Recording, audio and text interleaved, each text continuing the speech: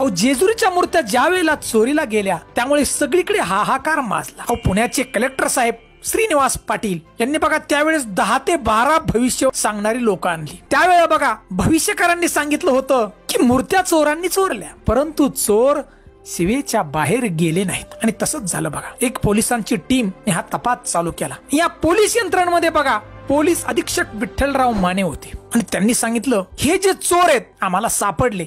हे चोर जे पोलिसांना सापडले त्या ठिकाणी बघा नाशिक परतूर या ठिकाणी हे चोर सापडले। चोरांना गाडीमध्ये टाकलं पोलिसांनी आणि त्यावेळी बघा पोलिसांनी विचारलं, अरे तुम्ही चक्क देवाचा चोऱ्या करता? अहो सगळेजण देवाला घाबरतात आणि तुम्ही देवाला चोरता।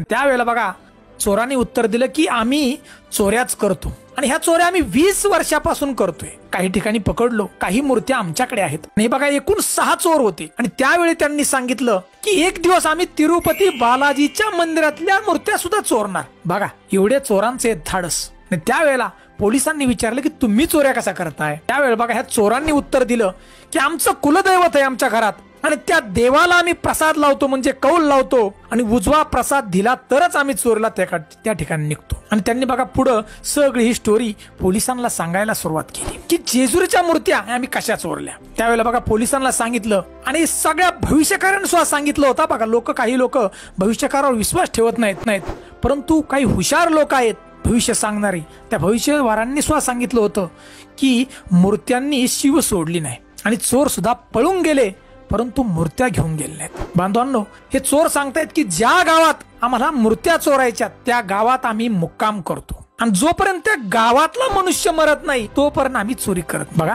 आम्ही घरून येताना आमच्या देवाच्या अंगावरचा भंडारा आणतो एका पुडीमध्ये बांधून, व ज्या दिवशी त्या गावातला मनुष्य मरतो त्या दिवशी आम्ही त्या रस्त्याला जाऊन उभं राहतो, म्हणजे ज्या रस्त्यानं अंत्यविधी जाणार आहे त्या रस्त्याला जाऊन उभा राहतो आणि जिथून हा अंत्यविधी जाणार आहे त्या रस्त्यावरती भंडाऱ्याची पुडी एक खड्डा करून पुरून ठेवतो। नंतर बघा अंत्यविधी त्या पुडीवरून गेल्यानंतर ती पुडी आम्ही काढतो आणि त्याच रात्री आम्ही मंदिरामध्ये गेलो आणि तो जो भंडारा आहे तो झोपलेले जे व्यक्ती आहेत पुजारी किंवा सुरक्षा रक्षक त्यांच्या अंगावरती तो भंडारा टाकला।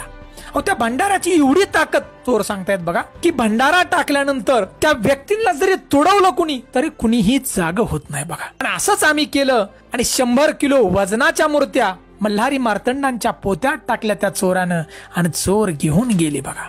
परंतु वेशीच्या बाहेर नाही बघा, जे जेजुरीचं रेल्वे स्टेशन आहे आणि रेल्वे स्टेशनचा जो ट्रॅक आहे तो खडीचा, त्याच ठिकाणी गेल्यानंतर घडला चमत्कार। हे चोर सांगतायत प्रत्यक्षात बघा पुढे जावं तर मोठा खड्डा दिसायला लागला, पाठीमागं बघावं तर हजारो माणसं मागं पळत येतात काठ्या कुऱ्हाडी घेऊन, दुसरीकडे जावं तर मोठी आग दिसते, काही करावं तर कळाना।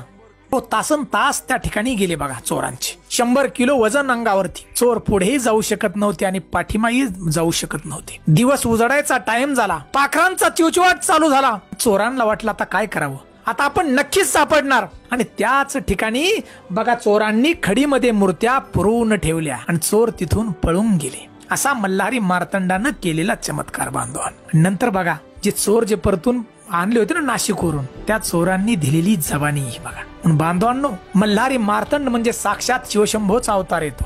तो कालही आहे, आजही आहे आणि उद्या सुद्धा राहणार आहे।